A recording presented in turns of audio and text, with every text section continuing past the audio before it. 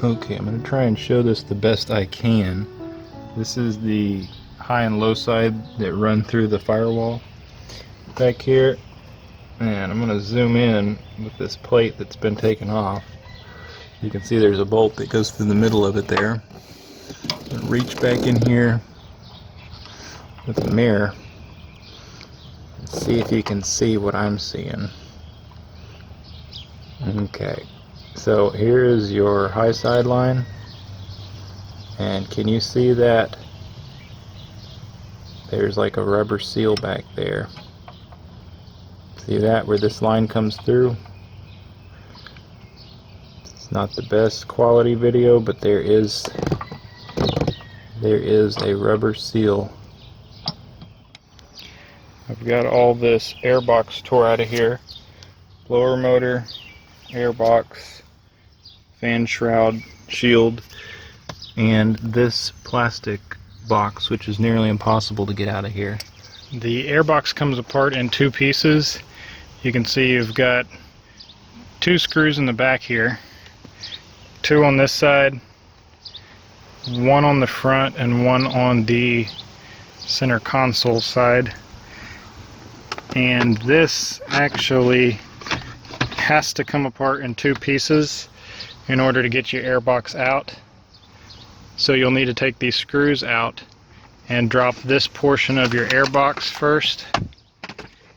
Then this portion will drop out of there. You've got two 10mm on each side at the top, and one right here back in there behind that red clip.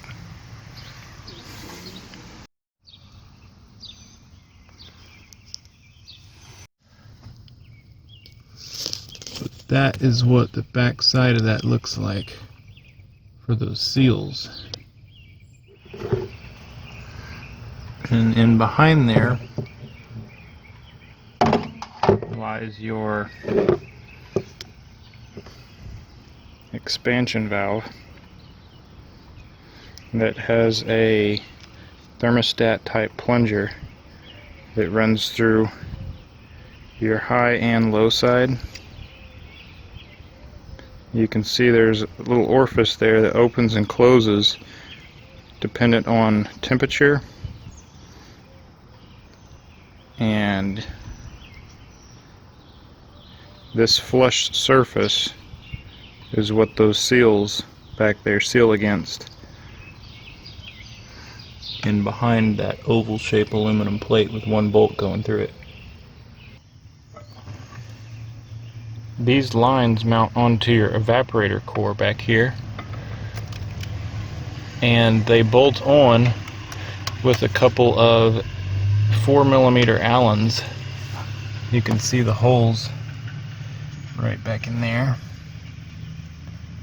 They're very difficult to get out because this box completely encapsulates the whole thing. There's Phillips screws on this box that hold it around those lines. You can see down that tonal shaft, there's a screw, there's a screw, and there's another one through that hole. So you have these channels that have screws holding this on.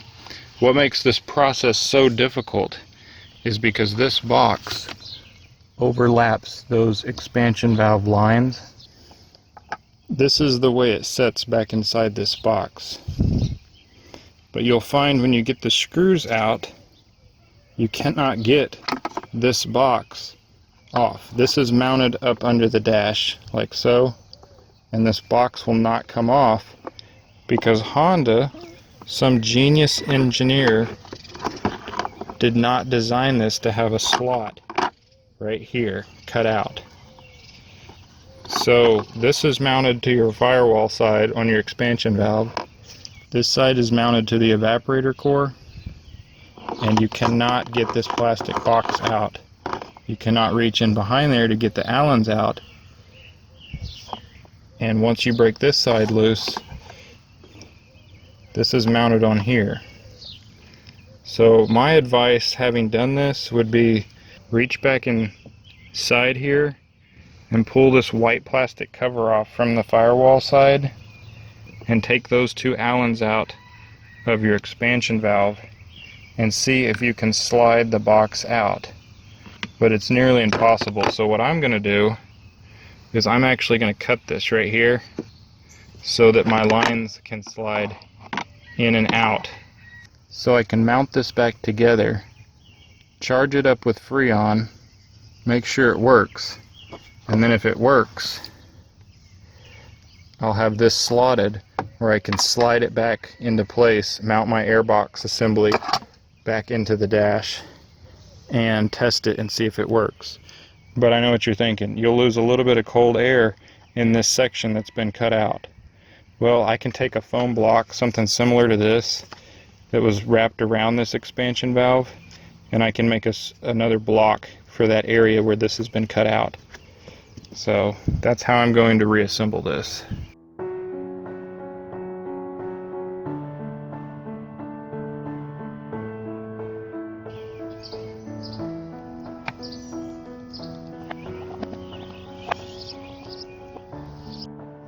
I would strongly recommend replacing these O-rings with some green AC rated O-rings.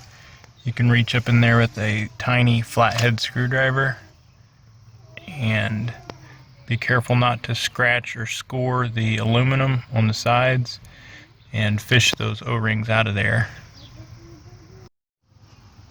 You'll want to take your O-rings and lather them up in some PAG 46 or PAG 100 oil and make sure they're nice and coated before you go back up in there.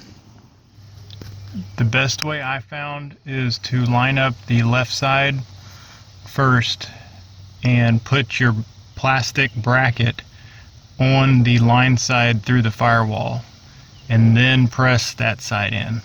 So from the firewall you need to be very careful with your 12mm bolt.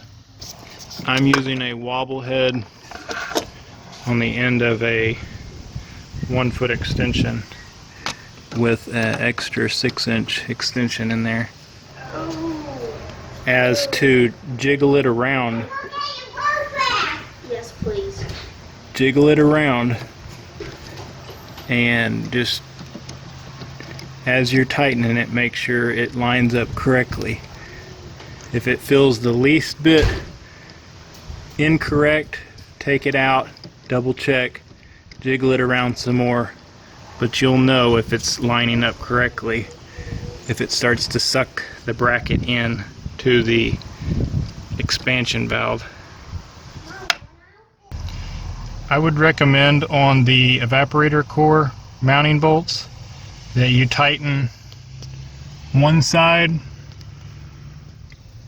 and then tighten the other side back and forth until they mount flush. Then you can just take your box and slide it right back into place, right over those lines where you cut out the groove. It'll slide right back into place and you can button up all your screws around the outside.